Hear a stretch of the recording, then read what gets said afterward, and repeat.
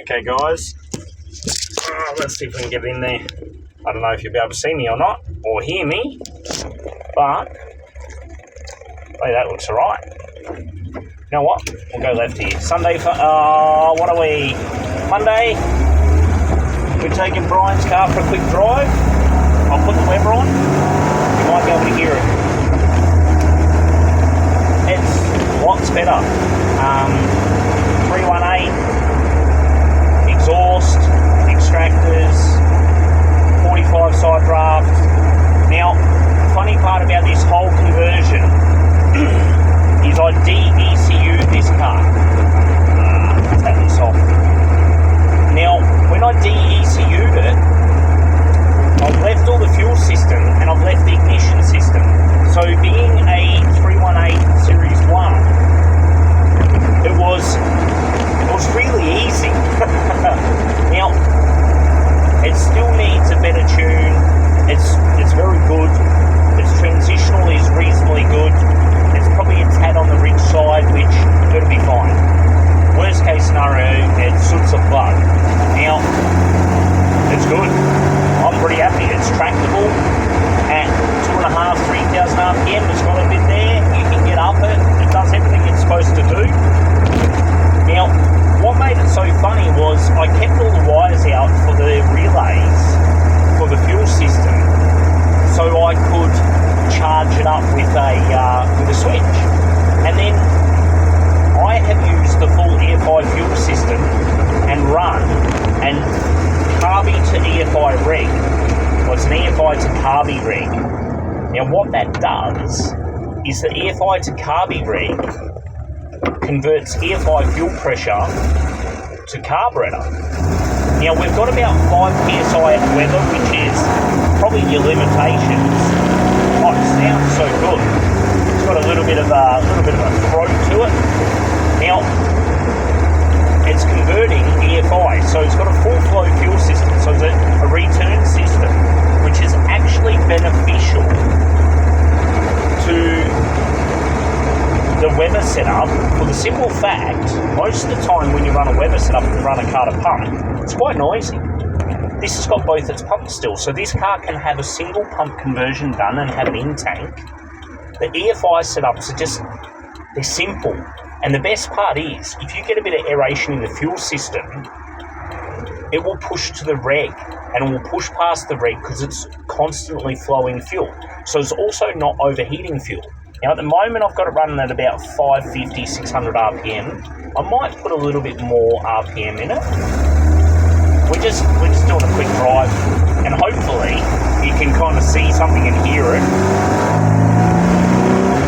It's real good when you get on it. It's got a real it's got a real Weber sound, you know, like that individual throttle sound. Now, being a single 45, it's a tad easier to tune. There's no balancing and stuff.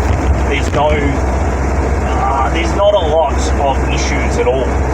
Now, when I've done it, I've used the plastic insulators with the 2 O-rings, but I've used my Nordlock washers that I use and my special nuts. Now, I've done this because I've used the nuts that came with it, but I used the Nordlocks. Now, I've done it because the Nordlocks they stop nuts coming undone, and they hold nice and tight. So the carby is nice and solid. Everything works really well. So now where we're at is drivability. It's not bad. I've just chatted with Brian. I'm going to take it back to him tomorrow. We'll see how it starts in the morning, cold start, because it's the cold start that is always the issues with Webers. This thing's, I'm happy, like second gear, give it some beans. 4,500, not a problem.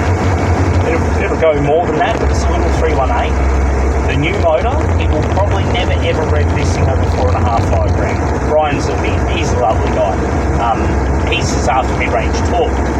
So with the 45 and the new 2.1, or just over a 2 litre, like 4th gear, still a little bit patchy there, but also standard engine. So this is the other thing. Being a standard engine, you're still not going to be able to get on it down in the low end with 1.8.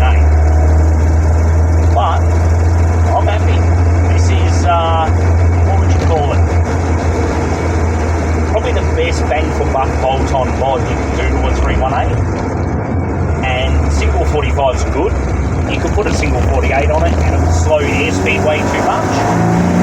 Right, comes on. You just, when you nail it, because it's a 1.8 that's standard, no cam, stock compression. Right, I thought that was going to happen.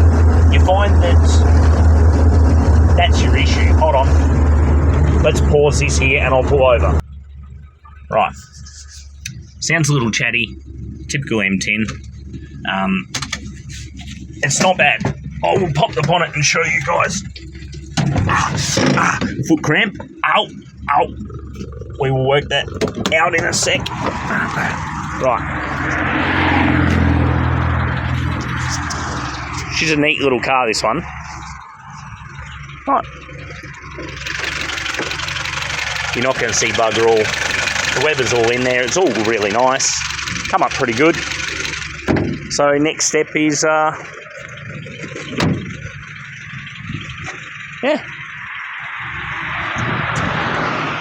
I'm happy with the tune.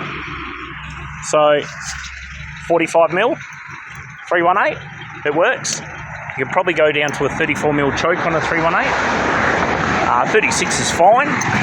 If you wanted more punchy, you go to like a 38, 34 if you didn't want to rev it.